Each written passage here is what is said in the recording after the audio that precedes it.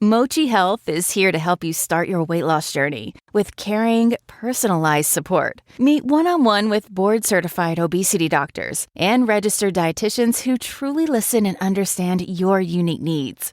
Eligible patients can access affordable GLP-1 medications delivered right to their door each month. No insurance? No problem. Mochi Health accepts FSA and HSA, making care accessible and affordable. And with 24/7 customer service, you'll never feel alone on your path to better health. Get started with Mochi Health today. Take the free quiz at joinmochi.com and use code AUDIO40 at checkout for $40 off your first month of membership. That's joinmochi.com with promo code AUDIO40.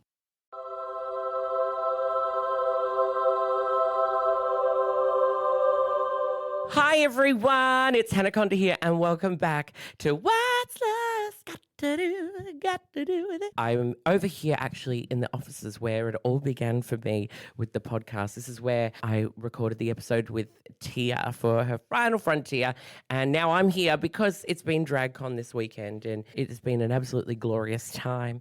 Hence my husky voice. I really burnt the candle. But this was a very sort of bittersweet DragCon this year, considering the podcast is all about loss. Sadly, we lost our sister, the Vivienne, and it's been really tough. Vivienne and I got really close when she came to Australia on the Snatch Game tour. And I got to know her very well, and she was just an absolute sensation and a light in my life. And you know, when you meet those people in your life that you're maybe meeting for the first time physically, but you feel like your souls have connected many times throughout, eons and eons of human existence. That's what Viv was like to me. And that's how we just connected on this great level. And I was so, so honored and so grateful that I got to have a chance to have that experience with her and be in her orbit so closely. She was just such a bloody good time and so much fun. I'm not going to be mopey about it because she would have not liked that at all. She would have been at DragCon this weekend looking down on all of us, suffering, wearing heels, looking at us, there slaving away on our booths. She would have been like, I got a full 2 booth spread with a beautiful picture of her in the middle for free. Like, she'd be living. So, I'm just honored that I got to be in her orbit. And I know that there are so many of you out there that are fans of her and that got to also be in her space. So this episode of What's Lost Got to Do With It, I dedicate to her. I just want to say that I love you, Viv. You're always in our hearts and you're always going to live on as one of the funniest bitches in the whole entire world. And thank you for your service to the gay community, the drag community, the queer community, and the community at large, because, bitch, you touched so many lives. But yeah, I love you, Viv, and thank you for that wonderful times. But I'm going to leave it there because I don't want to harp on about it because I've got things to do and I've got to hustle. We've got a brand new episode to film. I'm so, so thrilled to be able to bring you more beautiful guests like our wonderful guest today, comedian sensation James Barr. We'll be back with James right after this, so stick around and enjoy the pod. What's Lost Got to Do With It is proudly brought to you by BetterHelp. In my life, I'm so incredibly lucky that I have a wonderful family and support system. My mum and my dad have been absolutely sensational in making sure that mental health and therapy was something that was normalized in our family. We got to explore those things without judgment, and that shows real leadership from my parents. And I understand that all families may be like that, but I am your family now, and I am here to tell you that as your support sister, therapy is such an incredible tool. When you think about all of those leaders and mentors and idols in your life, they don't have all the answers all the time, but they do know when to ask the questions and seek support. And that is so important. In a society that glorifies hyper-independence, it's easy sometimes to forget that we're all better when we have really great people behind us. And therapy can be that source of support for any area of your life. So it's time to shift a bit of focus from doing it all on your own and to knowing it all. And you know what? Asking for help. There is nothing wrong with asking for help. As someone who's done therapy through all of my life and has benefited so much from therapy, it is so freeing to be able to share your experience and ask for a little bit of guidance. So this is where BetterHelp comes in. It is fully online, making therapy affordable, convenient, and absolutely easy to get your mental health on track. You can access a diverse network of more than 30,000 credentialed therapists with such a wide range of specialties. So build your support system with BetterHelp. Get on board at betterhelp.com/what'slost today to get 10% off your first month. Thanks so much, BetterHelp. And remember, it's BetterHelp, HELP.com/what'slost for 10% off your first month. We love you. Look after your beautiful minds, everyone.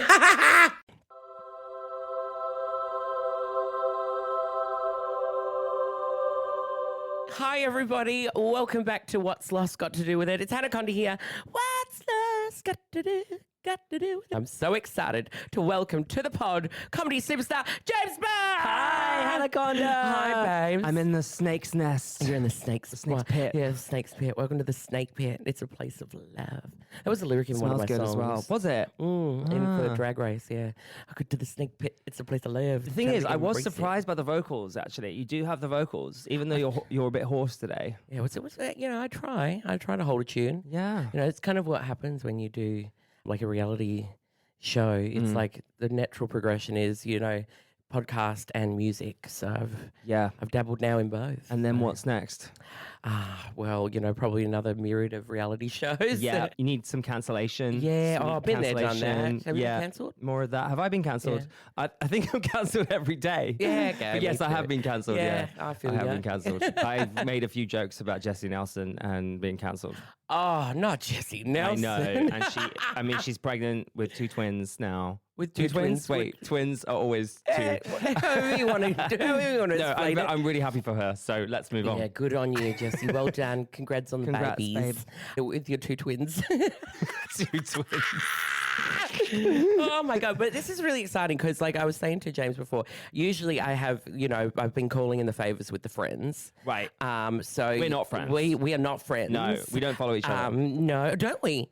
I don't think so. Oh my God! Well, did you follow me? I don't know. I don't know. We'll don't figure think that we out. follow We'll each sort other. that out. But if today goes well, but I'm really excited to get to know you because I've heard lots about you and I've seen clips. Yes, I'm sure. I've seen clips. I've seen your comedy and your The public clips or the ones that, yes, the comedy clips. Okay, got it. Oh yeah. What are they? I just was worried you may have seen some revenge porn or something like that. Do you have that? Has that happened to you? Well, yeah, doesn't everyone have that? Actually, you know what I do? But I'm actually quite concerned about this. I haven't told anyone this story. Please, no, go. Because I was recently at an orgy and I was... this guy was filming, but I didn't notice. So I said, like, oh, would you mind deleting that? Yeah, because we don't want, you know, when we're working in this. Like, would you mind deleting it? And instead of deleting it, what he did was he cropped me out. He opened it and he cropped it and went, there you go. Gone. And I was so shook by the confidence of that I just went, oh, okay, great. But like, was it like, so no appendages? It was just completely gone. Yeah, I guess I was like in the background, maybe. So I just saw him like just lower the crop. That's quite cam. You know what would have been cam as well if you put like a little smiley face over it, just Right. as you wandered around. So keeping your eyes out, everyone. That would be amazing. Yeah, because I do get nervous. Like, I'm not that I haven't had an orgy ever. Ever? So, no, there is one time that I had an orgy, but it was at a. This is back when I first moved to Sydney in 2015, and I was a single lady exploring her life, and I went to a sauna, and then it was an accidental orgy because I was there with one person, but then someone broke the lock off the door, and then all of a sudden we just had Everyone joined. appendages. Yeah, I had appendages in each hand, mouth, you know, all the bits. Sorry, Mum and Dad. My mum and dad listen. Do they? Cover Hi. your ears for this bit. Hello. But yeah, and then that was the one time that I've experienced An orgy. an orgy. But it was sort of an accidental orgy. I hate that in gay culture where you're like, well, I'm here now. Yeah, but you know, that's just my culture. I just do it. I'm just, you know, well, yeah, okay. Who am I to say no? You know? Yeah, I mean, same. We're here. You just go along with Just it. take advantage of whatever. Yeah, that's quite camp though. Well, but I don't have any What, like. that I was cropped out? Yeah, that's like. Yeah, but like, I mean, it's awful. So I'm not going to get rid of the video. That's content. Is that not the most, 2024, It was very 2025 thing? wasn't it? Yeah, just. I mean, I'm hoping he was just like so drunk that he doesn't remember that, and so he'll never uncrop that video. That's what I'm hoping. Because you don't want to be erased from history. Yeah. You're in the history books now. Oh my God, I babes. am. But back to the revenge porn. No, I haven't had anything uploaded as of yet. But I did have someone that I sent an inappropriate photo to once, and with consent, obviously. And they said, "Oh, now I've seen what Hanaconda's packing. I've got this over you," kind of thing. And I was like, "Babes, I'm not sending you a photo that I'm not proud of." I mean, this is it. Everyone's naked on the internet all the time. Yeah, we've so all got beards. I don't think it really matters No. that much anymore. Nah, gay culture's very bizarre. We are very broken. Yeah, I know. Yeah. What, Kind of love it though. Yeah, me too. Because that's kind of like, there's all different facets of the gay community, but I do find that the queers, we know how to have a good time. I just think in general, like, there's no shame in our game. yeah, And that's really important. yeah. Apart from the shame we put on each other, but we don't talk about Yeah, that. that's different. Yeah. Yeah. No, that's not talked about. Yeah, we don't talk about the shame we throw on each other, but as a whole, we live without shame. That is so true. I hadn't clocked that. I always think when someone's throwing shade at someone in the community, it's like, it's sort of fair game. You're just like, yeah, cool, Yeah. whatever. It's kind of like, I was saying this to a couple of drag queens at DragCon this weekend. They was like, there are people, obviously, we can't all get along. Like, No. And this idea that we, as a community, are meant to be a monolith because, and of ideas Great and word. thoughts. It is a good word, isn't Monolith. it? If we're meant to be this monolith that all agree the same thing, like that is not life and that is not true and that's not how it works. But so often people think that is what we Yes. are. I get Yes. messages all the time saying, God, after the Vivienne died, which is so sad, Yeah. someone literally posted saying, wish we could swap you for her. Oh, I got the same. I got one too. How horrendous. Yeah, like they just so brazenly. And then people I can't believe they always... did that to you. So everyone wants the Viv back and they want us gone. Yeah. To be fair, we are too... We're not even... Yeah, we're Maybe it not was worth the one Viv. of the Viv. Maybe it was the Viv from the afterlife doing it. She would have done that. She really would have. But yeah, gay people all the time say like, "Oh, you've ruined our community," or Yeah. "You're the worst thing that's ever happened to Yeah, us." and then that's for us, with where we are and what we do. And then there's like the gays on the opposite sort of side where they're like more conservative or like, Yeah, those self-hating gays. Yeah, the self-hating gays and all of that. And then they're the worst. And I was like, at some point we need to realize that we've all got to live here together. We can't just eradicate each other. We have our infighting and all that. But if anyone comes for one of my sisters, even if I hate the guts out of them, I'm the first one there, front line, defending them. Like, you leave her alone, down, back. Because I was like, I do have a deep care for us all, even though we don't all get along. Like, I think that's where the strength of the community comes in, is that we will infight Yes. to no end. Like any family. Or any family, but then once someone comes for us from the outside, we're on. It's Yeah. like, rally the troops, let's go. Let's go. Yeah. Can I tell you something that happened to me today? Yes, please, I'd love to So know. this is a bit dark, but Okay, what's lost got to do with it? right. Well, this guy he's like a former Labour MP in the UK. Okay, yeah. He got arrested yesterday for trying to meet a child. Awful. But this guy sent me messages. Is this alleged or like, are we doing have to do the alleged? I guess it's 'Cause he's- alleged, but he was definitely arrested for this. trying to meet a child. Okay. But he had sent me message after message after message. I've got the WhatsApps in like 2020, trying to meet me for a drink, trying to take me for dinner. How old were you at this point? Well, 35. So what I'm taking from this is so that I look youthful. really youthful. You are, Isn't that yeah. so wonderful? You're a little cutesy. I'm so you're cute. cutesy. But how dark? I know, that's morbid. Is that who I'm attracting? Well, Well.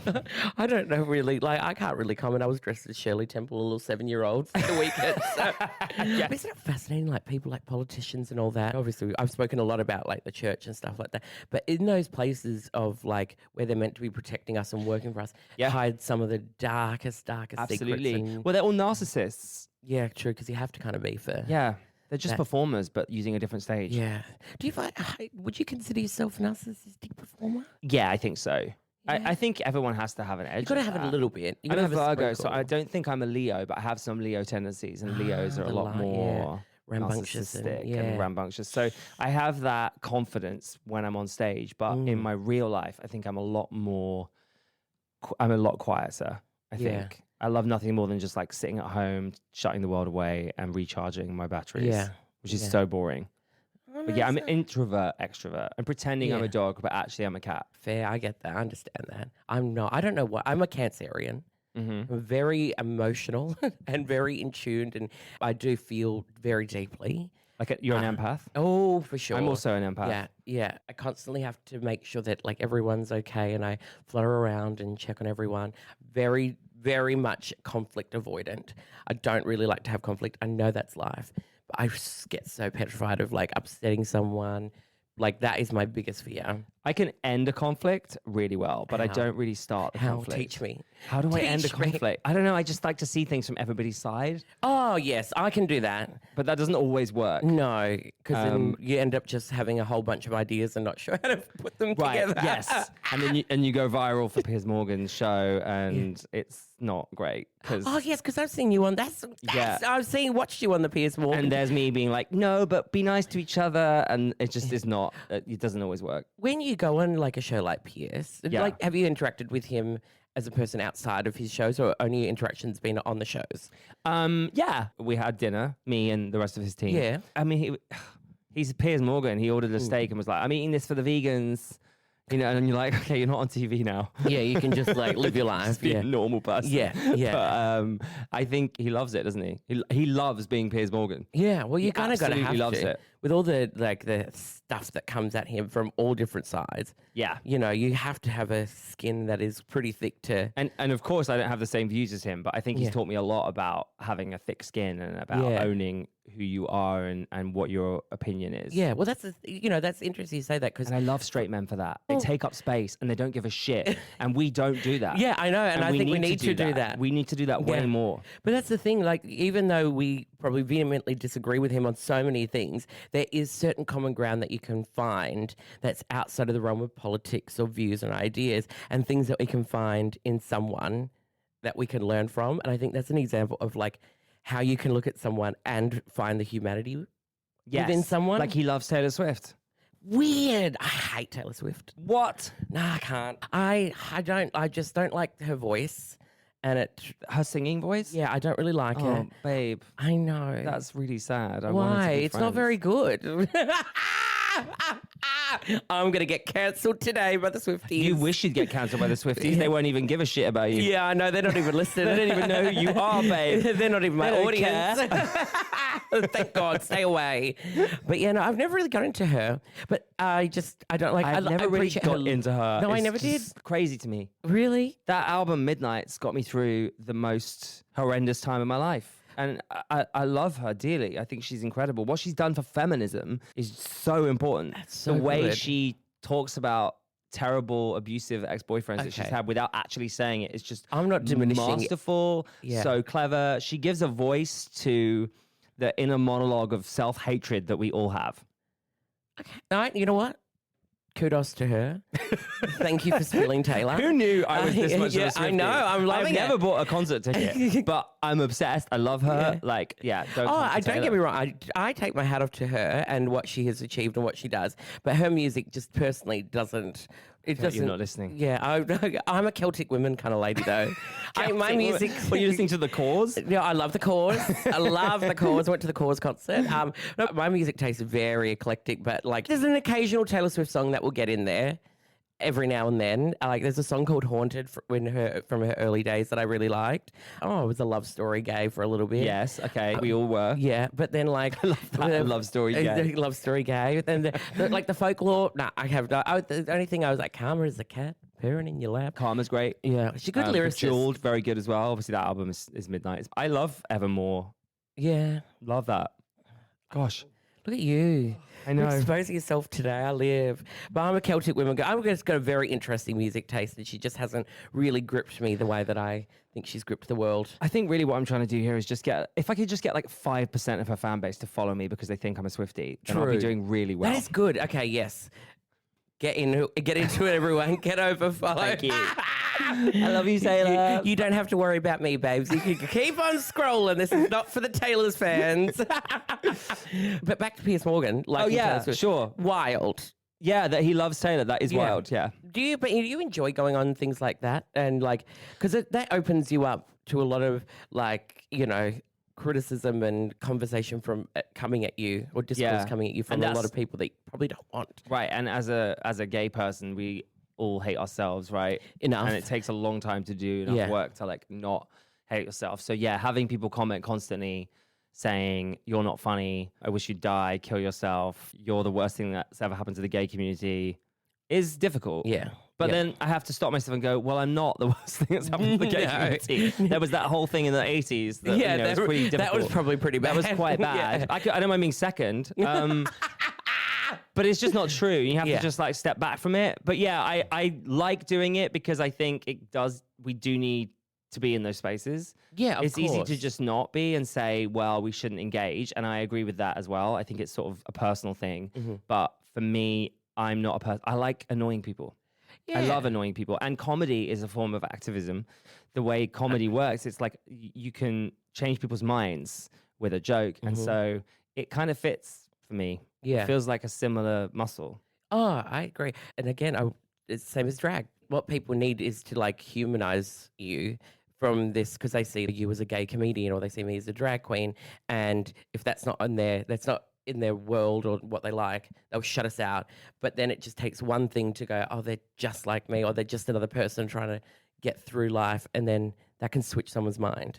That's why I like engaging with people that I disagree with all the time. So, well, I only do that now if I'm getting paid because it's so exhausting. It's so exhausting. Yeah, I can imagine. But yeah, I think so too. I like trying to change someone's mind, but you do have to know when to stop doing that as well. Oh, for sure. When it's not going to happen. Yeah. There's no point in putting all their eggs in someone's basket if they're not going to. Right. If someone's just being completely illogical and crazy, it's just so. But I find it quite funny as well sometimes when you hear these opinions and where they've come from, and it's so. For me, that's like maths in my head. I'm going, well, how did you think that? Yeah. Like, how did you come up with that? How did TERFs become TERFs? Where did that come from? Yeah. What's going on? And that I find interesting. I think they probably always existed, but they've never really had names for it. Right. And they didn't have platforms. And that, again, it comes back to, ye olde social media and everyone being able to have a voice. And I think it also comes back to like now with how like algorithm things work, either they get bombarded with hate, so it pushes them up and pushes those ideas out, so then more people find it, or they just keep actively doing that and build an audience, and then you start seeing those ideas trickling in more and more and more. I think it's a shame, like older generations, obviously we're Gen Alpha, but Gen Z, millennials, boomers or whatever, like they don't get it. No, what I mean is they weren't taught about algorithms. Like millennials and above, I guess they weren't taught about algorithms. They don't realize that the things they're being served are only being served to them because they've invested in it, or they were triggered emotionally. And then my algorithm is just dogs. It's dog videos. Is it? Yeah, and Linda from The Traitors. That's my God. That's all I'm getting right now, and I love it. Linda. God bless her. I've been able to watch this season because my partner, Jack, he wants to watch it with me. And we don't get it in Australia until ages later. So I've been trying to avoid everything, but Linda's been popping up. She's broken through the algorithm. And Linda, God bless you. I cannot wait to see you. You're going to be collecting your EGOT moment. You're going to be doing everything. I can see that. I think she could get an EGOT. I live. If someone isn't doing Linda on Snatch Game soon, then we've failed. We have failed as a humanity. We've completely failed. Would you do Traitors? Yes, in a heartbeat. Do you think I actually want to do the Australian one or the American one. The Australian one died. Did it? Yeah. Oh no, that's only so sad. did 2 seasons. Okay. Yeah. That would have been great. So the American one? So it'll be the American one then, I guess. Yeah, I do really want to do it though. How would you fare it? Would you prefer to be a traitor or a faithful? I don't think you're playing the game unless you're a traitor. That's true. You're like missing half of the plot. Yeah. And I think you've got to do it for the plot. Because you are creating the story. Right. But I think I'd be a very good faithful. Yeah. Because I just let everyone get on with it. You know what? I'd eat a croissant. Croissant. Have a croissant and just chill, Yeah. I think that's the right way to play it. Yeah. I think about this constantly because I'm a terrible, terrible liar. Yeah, same. Can't lie. I would laugh. If someone said I'm a traitor, I'd laugh. Yeah. I'd stop laughing now. But really? As if, ha ha ha. And then everyone would think I'm a traitor. You know what I would be? I would be, not just because she's in the zeitgeist, but I would be Linda. Would you? I would. Traitors. Who's coming back through that door? Wow. Oh, don't know. Who could it be? I would be her.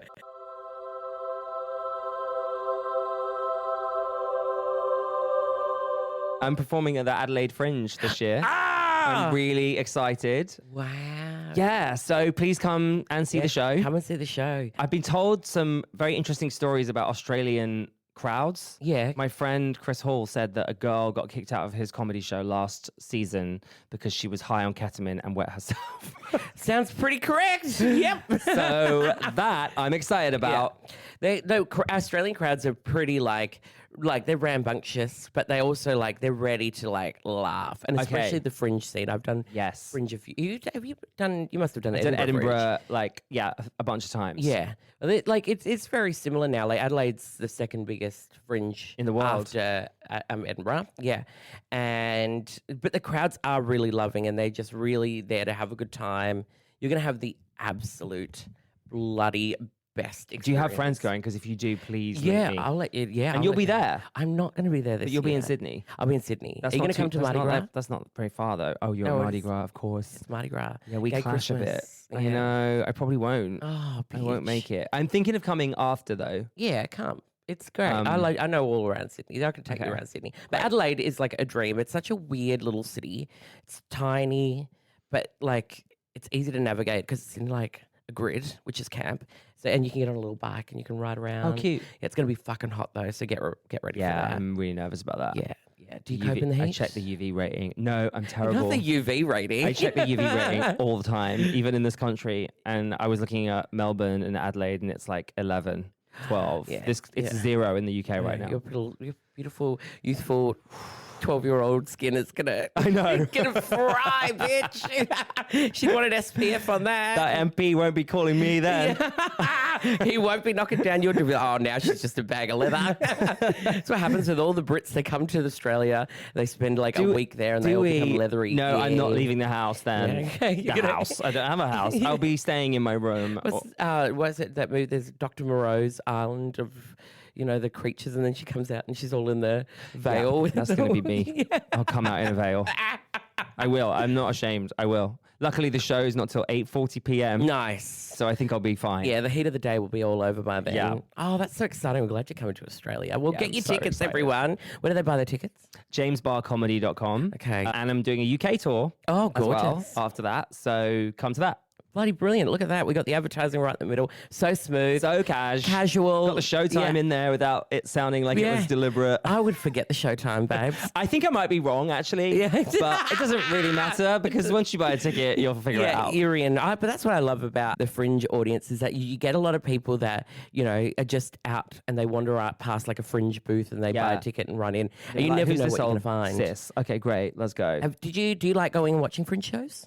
Yeah, I love watching Fringe shows. Have you seen any? It's hard though because when you're in a Fringe show, you're so stressed by your Fringe show. Yeah. You don't really get time to watch other Fringe shows. Yeah. But yeah, I'm definitely doing that. There's so many thousands of shows, and only one of them seems to be more artists sometimes there than there are punters. Yeah. It's my favorite is when you walk through the Edinburgh, the centre near the castle, and it's when we watch one artist go up to another artist, and they're like, please take my flyer. Please, for the love of God. I hate that so much. Flyering is the fucking pits, doesn't Keeps us humble though, doesn't it? Does it keep us humble? Yeah, it does. Do you fly still? Yeah. I don't know if I will in Adelaide because they don't allow it in Gluttony. They don't? No, not in the park, apparently. You can go through the street and there's a little bit of flying. It is less than Edinburgh. Yeah. That's just the nature of the hustle, I suppose. Okay, well then I will. I'll see you there on the streets. Yeah, on the streets of Adelaide. I do like it, but I don't like doing it on my own. Yeah, it's scary. You want to have someone with you. Yeah. Yeah. We'll get a friend. We'll find someone on Grindr or something. I'll find someone on Grindr, yeah. Yeah. That's a great idea. I've never done that before. Well, why not? Grindr's it's like a phone book for the gays these days. So it's like travel, accom, flyer. Yeah. Perfect. How long have you been doing comedy for now? What's your journey through comedy been? When I was younger, I always wanted to be a comedian, but everyone at school said I wasn't funny. So I kind of just shelved it for a bit and started doing radio in the UK from when I left school. And I did that for a while and ended up working for one of the biggest radio stations in the UK, kind of like Nova, I guess. Yeah. And I was on this evening show on FM in London, and it was everything I wanted. It was like my dream job. But when I got there, they then said like, can you stop being gay? Basically. That's a very common thing. Right. They sat me down and said, please, like, be less camp, basically. So they started giving me things to say on air that would make me sound more straight. So I remember playing a Disclosure song and saying, that's the sick new song from Disclosure, bruv. That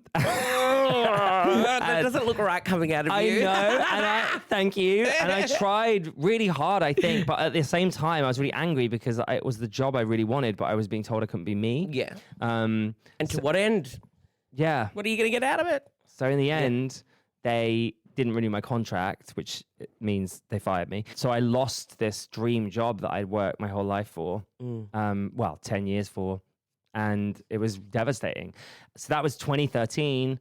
And at that point, I think I realized, well, in comedy and on stage, I can be myself and I can be authentic and no one's going to be telling me off. So I started doing an improv course and I did some improv comedy for about 4 or 5 years. Yeah. And then eventually I felt a bit like a loser because improv it can be quite embarrassing. Oh, yeah. It's a trial and error kind of situation. And I honestly met the best friends I've ever met in my life from it. And I still work with some of them on comedy stuff and we're really close.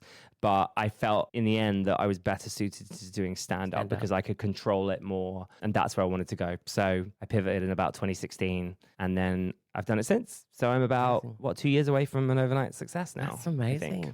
Your time's coming up, babes. It's going to happen. It better happen. Yeah, you'll be getting your Netflix special. Netflix is going to be calling. Yeah, I put that in my diary today, actually, just in case. Did you? Oh, well, I'm trying to manifest. Oh, me too. Yeah, so I put a diary entry for 2030 and it said record second Netflix special.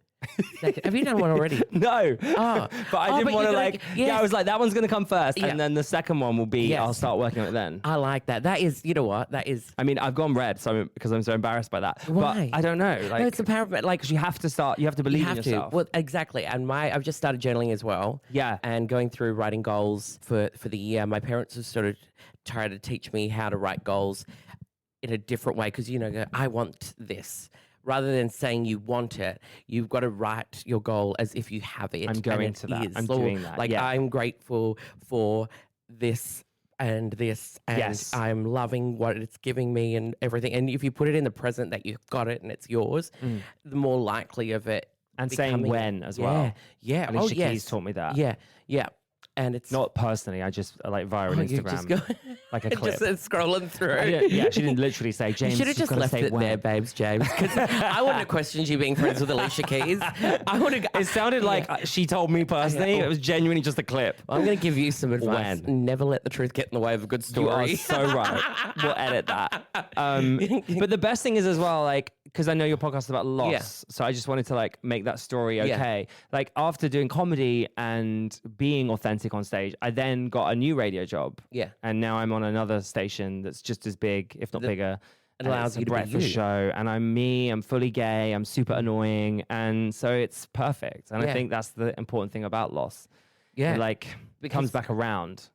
It does. It always does. And you kind of have to go through that period where, you get to that thing that you think you wanted, and when you're in it, sometimes it doesn't work out. And as most things that we start, what we think we're going to get from something doesn't always. It's no. If you haven't lost, you can't grow, right? Oh, exactly. You need to go through a rock bottom or a major moment of grief to be able to move forwards. Yeah, always. And because sometimes it's the natural course of life, really.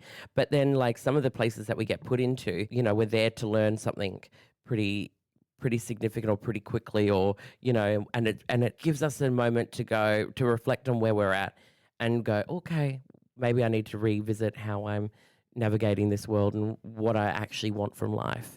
And I felt that with drag so many fucking times. I'm just like, am I doing the right thing? But then I'd go do something like DragCon and I just see the smiles on people's faces. I'm like, yes, okay, I'm still on the right path. And, so I reaffirm that. But, if drag at some point wasn't serving what it needed to serve, pun intended, maybe I'd have to revisit that and lose that. But that would be a big grief. That would be a hard loss. I don't see that happening. No, I don't think so either. I've committed too hard. Yeah. I put too many eggs in this basket. Yeah. To me, this feels good. I think you're on a good path. Thank you, babes. I try. But I really I love comedy as well. That's something I really want to delve into. And do you find when you're doing your stand-up, where do you draw most of your stories?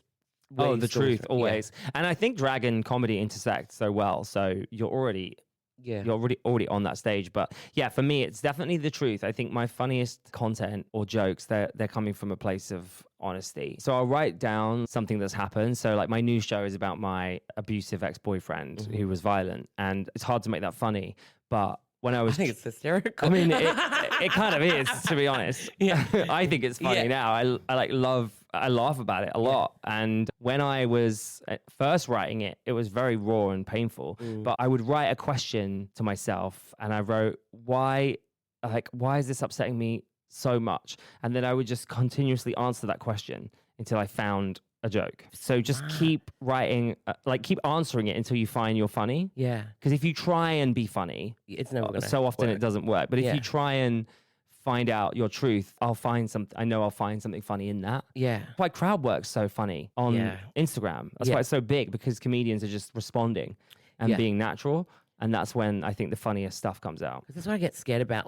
I'm not good with, I can do scripted stuff. I've done it, but I work best on the fly. Yeah. And I don't, I have a brief idea of where I'm going, but sometimes it just doesn't want to be that. And I like to look around a room and I interact with someone and then see where that goes. So I like hosting, for drag, introducing different acts, because I can do the funny bits and figure out what the space is. And yes. Yeah. Do you like hosting and stuff?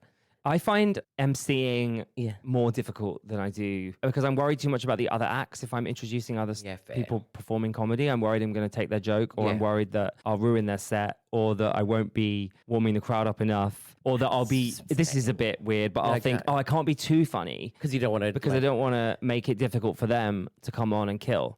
But that's not right. That. You have to be selfish on stage. You can't be worrying about other people in that way. So I find it hard being an MC. Because they've got to hold their own. Yeah. They've got to stand up and I think I diminish who I am a bit. I try and soften myself. Oh, let go of that. Let it out. Oh my God, please take it. Get rid of it. Get rid of it, bitch. You don't need that. So emceeing is very difficult for me. I get too in my feelings. Oh, I love it. That's where I thrive. Really? Yeah, I love it. I love chatting away just to a crowd of people that I have no idea about. And what's your question? Do you go who are you? What do you do for a living? Is that your go-to, or do you go somewhere else? I don't know. It depends on the room. I've been doing a show in Sydney, and it was a Christmas cabaret, and I kind of just go in with the questions about what's everyone doing for Christmas? What have you got? And just see where it sort of goes. And then if I need prop or something, I end up using someone as a microphone holder, or find a really sexy man, get him to move chairs, and I'm paid labor, creating chaos. Yeah, always that's my life.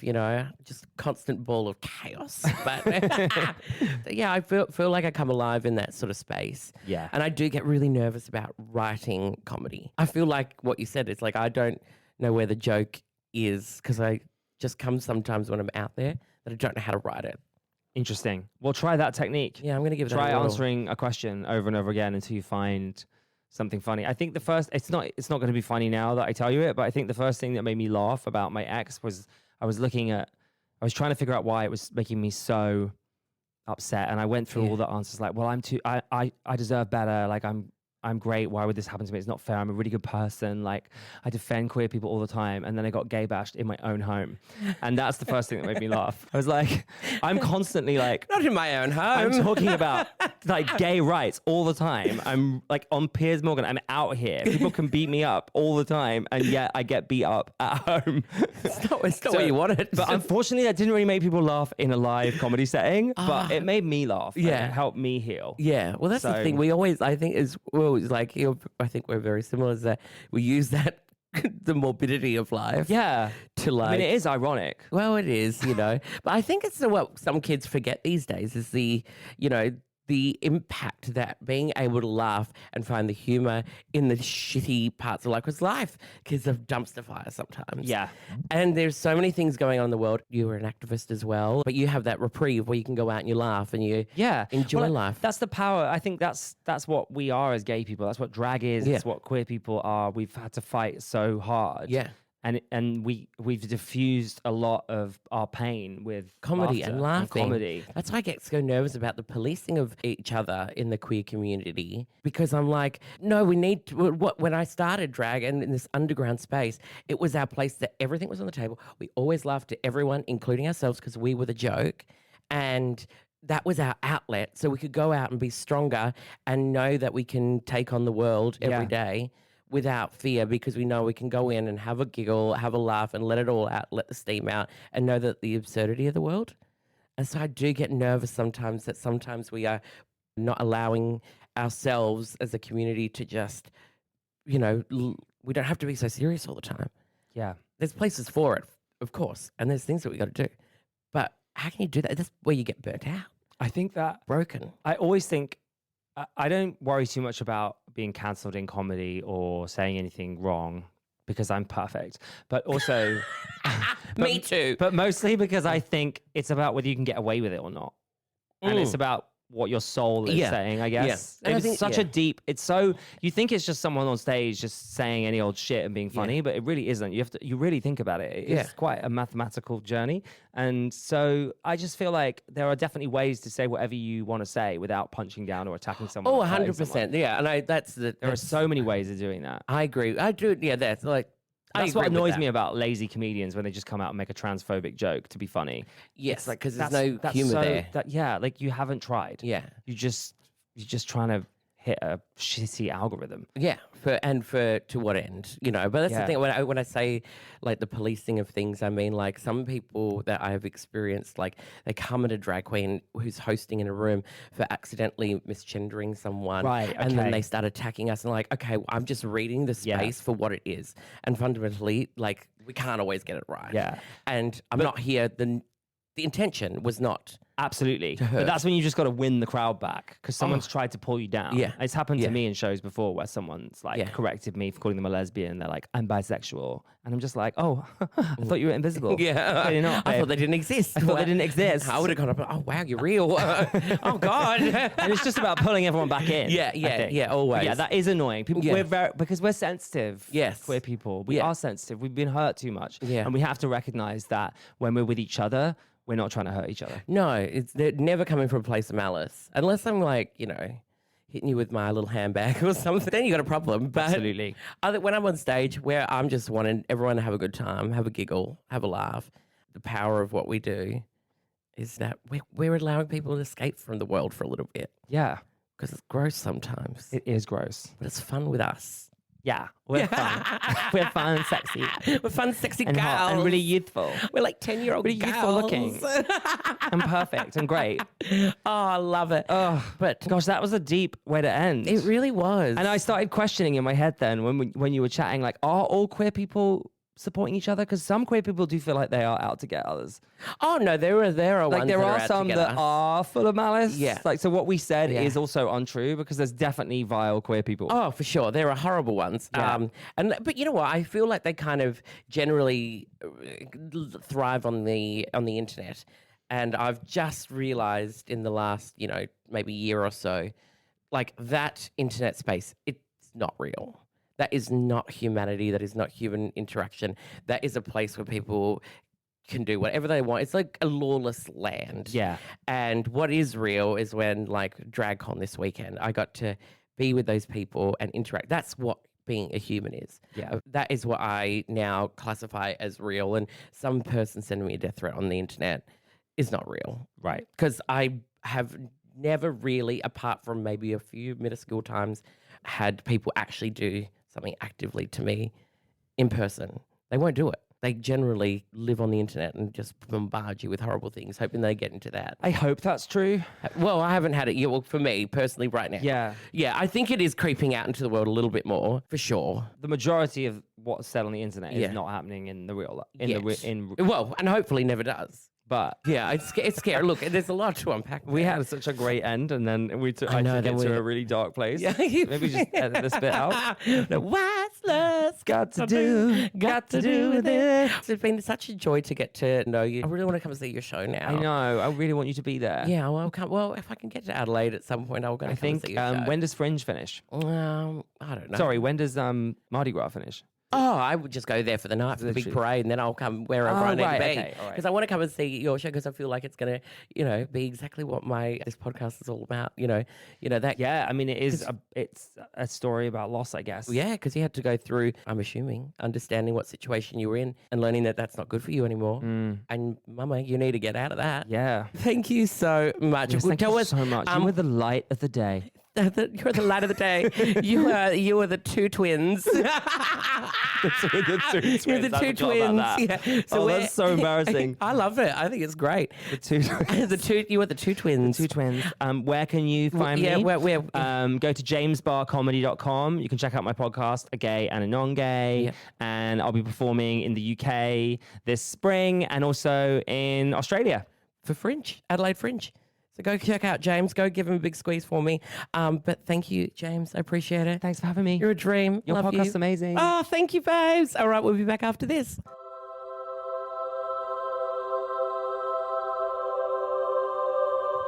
Well, that was the end of the episode, everyone. Thank you for tuning in to another incredible episode of What's Lost Got to Do With It, if I do say so myself. Thank you, James, for coming in and being with me. You were an absolute legend. I'm glad we've now followed each other. It's all I wanted. But it was a joy to speak with you and share your story. Make sure you go check out James's shows when he's around. But for now, again, thank you for tuning in. And like I said at the start of the episode, this episode was for our Viv. So I hope you enjoyed it, Viv, wherever you are. It's what she would have wanted. But I love you all. Stay fabulous. And we'll be back soon with another episode. So make sure you're following and subscribed. Woo! Love you. Bye.